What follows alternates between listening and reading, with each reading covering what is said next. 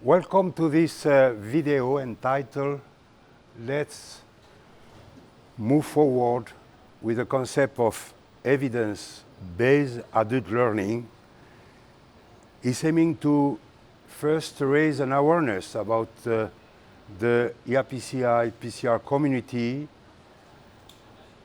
on the foundation, scientific foundation of adult learning, and to encourage or stimulate them to move forward by applying this concept of evidence-based adult learning in building the educational programs. My name is Jean-Marco.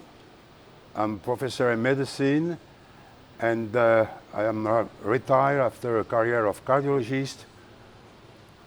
I am the founder of PCR and the former chairman of PCR. And now I will invite my two colleagues for a self-presentation, starting by you, Martin. Hello, Professor Marco. My name is Martin Lestra. I'm a researcher at RIMEC, Reinventing the Media Congress, which is a joint research program between the University of Toulouse and its Arts and Humanities Department and Europa Group. And I am Davide Capodanno. I'm a professor of cardiology at the University of Catania, and I'm involved with some PCR activities. I'm the editor-in-chief of PCR Online and of course co-director of PCR Clinical Research. Okay. My role will be to help the conversation between you. And now we start with the first question to you, Davide. In building continuous medical educational program, for you, what is the main disoriented dilemma on today? Well, you know, we are very much used to this concept of continuous medical education, in which the organizer of a congress decide who the faculty people are, they decide the topics, they create the sessions, and of course this has worked for many years very well. But now that there is a stream of information from many sources, internet, the web, blogs, YouTube, etc., now people want just to consolidate their proficiency. They have already available knowledge, and they just want to pick some of the information which is available. But this information is so large that this is a dilemma, because they have to build their own experience. And of course the educators and the people face this dilemma. I think this is a cognitive conflict. Okay. So we mean that the media environment creates a major dilemma, but at the same time it could be the catalyst for new perspective, new role for both educator and learner. Yes, definitely. And by the way, because this video is entitled Evidence-Based Adult Learning, maybe I can ask Martin to tell us what is it? Sure. Well, basically, evidence-based adult learning is an old, established, yet underutilized body of research. It started back in 1968 when Knowles introduced the notion of andragogy, which is the art and science of adult learning. And since then, one other major contribution has been Mezirov's 1991 book called Transformative Dimensions of Adult Learning, in which he argues that learning becomes transformative when it is self-initiated and based on critical self-reflection. Basically, many scholars for the past years have demonstrated that adult learning can be very effective when, well, provided that its cardinal foundations are put in place. So we are aware, and all the communities are aware with evidence-based medicine. Evidence-based medicine means integrating the best clinical expertise with the best evidence from systematic research. If we change the word, and we say integrating the best teaching experience and the best adult learning science from a research, from a systematic research. Is correct? Yes, yes. And maybe if I may ask a question to Martin, because you were talking about foundations. What do you mean exactly? So, yeah, there are three very important foundations of evidence-based adult learning. The first principle is problem-based learning.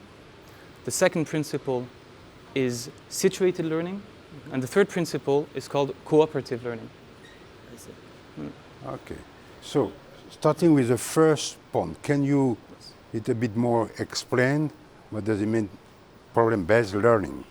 So problem-based learning is basically to teach critical skills and revise assumptions by encouraging participants to engage in critical self-reflection. So basically problem-based learning is more about teaching a generic set of critical skills than learning how to solve problem A or problem B, at least in Mezirov's understanding of adult learning. Critical self-reflection. Davide, can you illustrate this with one of your experience? Yeah, I was thinking that this is very much in line with what we do with the PCR Clinical Research, for example, within the EuroPCR.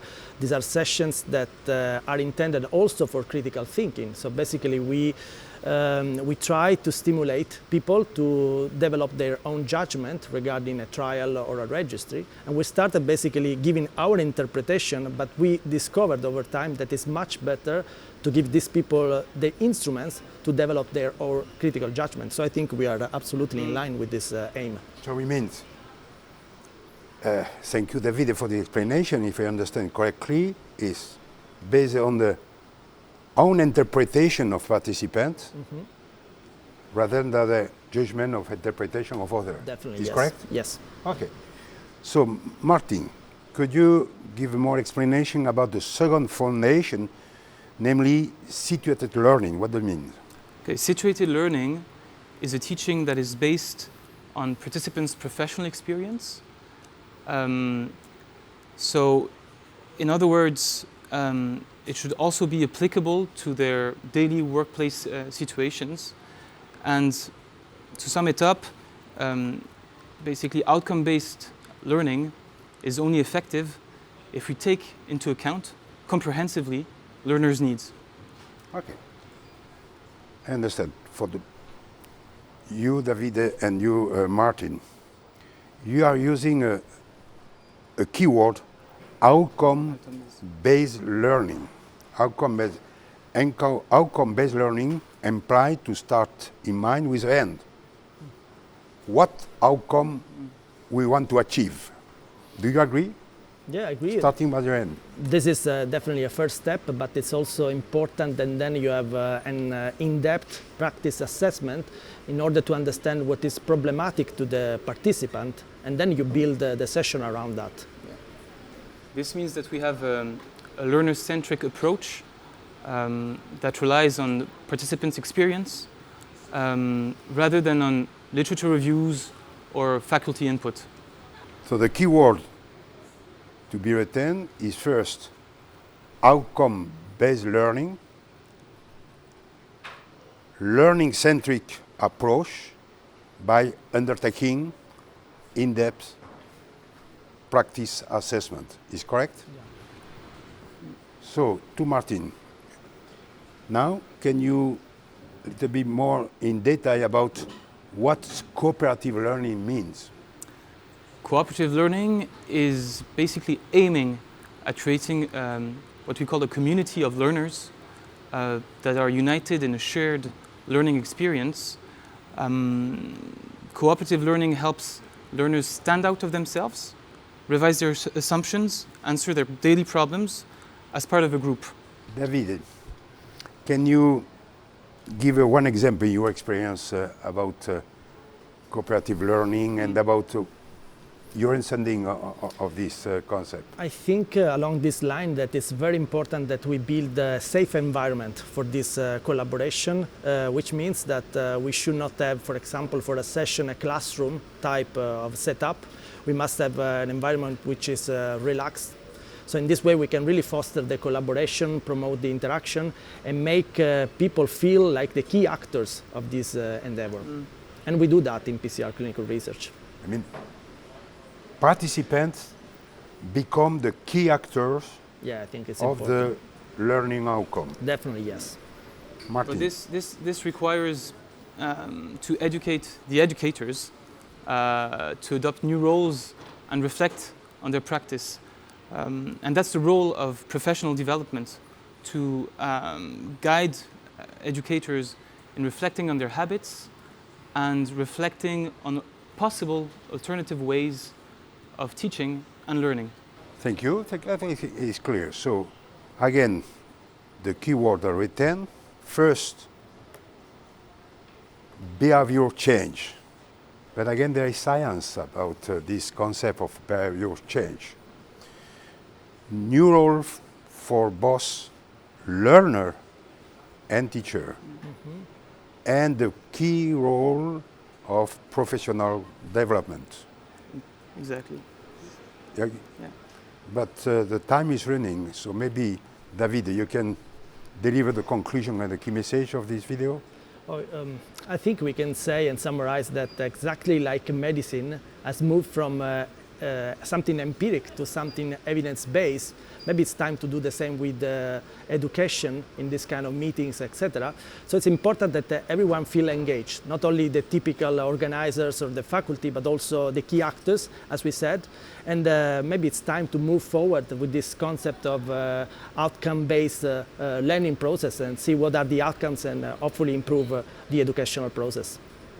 And the key actor should become the participant or the learner. Yeah, the participant, definitely, yes. Thank you very much for both of you. Thank you Thank very you, much, Mr. Martin. Marco. Thank you Thank very you. much, Davide.